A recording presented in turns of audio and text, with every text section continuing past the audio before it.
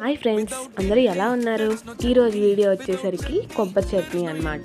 ఫస్ట్గా ఒక పల్లీల్ని రోస్ట్ చేసుకొని మిక్సీ జార్లో వేసుకోవాలి. మేమైతే ఆయిల్ లేకుండా రోస్ట్ చేసుకుంటాము. మీకు ఆయిల్ వేసుకొని రోస్ట్ చేసుకున్నా ఏం ప్రాబ్లం ఉండదు.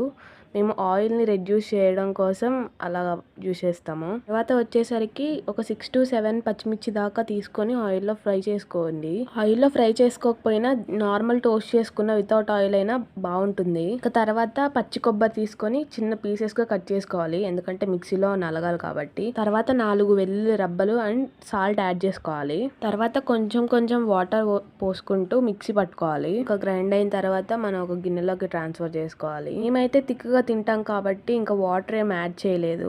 వాటర్ కావాలంటే కూడా యాడ్ చేసుకోవచ్చు. నెక్స్ట్ ప్రాసెస్ వచ్చేసరికి మనకు అందరికీ తెలిసిందే, పోపు. స్టవ్ మీద ఒక పాన్ పెట్టుకొని ఆయిల్ వేసుకొని ఎండుమిర్చి వేసుకోవాలి. తర్వాత పోపు గింజలు యాడ్ చేసుకోవాలి. ఇంట్లో అయితే డిఫరెంట్ స్టైల్స్ ఆఫ్ చట్నీస్ అయితే చేస్తారు. మీ ఇంట్లో కూడా అలా చేస్తున్నట్టయితే కామెంట్ చేయండి. పోపులో స్టార్ ఐటమ్ వచ్చేసరికి కరివేపాకుని యాడ్ చేసుకోవాలి ఆయిల్లో. అప్కమింగ్ వీడియోస్ లో ఖచ్చితంగా మా ఇంట్లో చేసుకునే డిఫరెంట్ టైప్స్ ఆఫ్ చట్నీస్ అయితే పోస్ట్ చేస్తాను. మా అమ్మ అయితే డైరెక్ట్ గా కరివేపాకుని మిక్సీ పట్టేస్తుంది, పోపులో వేస్తే తీసి పక్కన పెడతామని. కానీ ఇడ్లీ విత్ కరివేపాకు చట్నీ కాంబినేషన్ చాలా బాగుంటుంది. ఇంకా పోపు రెడీ అయ్యాక వెళ్ళి డైరెక్ట్ గా చట్నీలో వేసేయడమే. ఈ చట్నీ వచ్చేసరికి అచ్చం హోటల్ స్టైల్లో ఉంటుంది. ఈ వీడియో కనుక మీకు నచ్చినట్లయితే లైక్ చేయండి, షేర్ చేయండి అండ్ కమెంట్ చేయండి. Follow for more.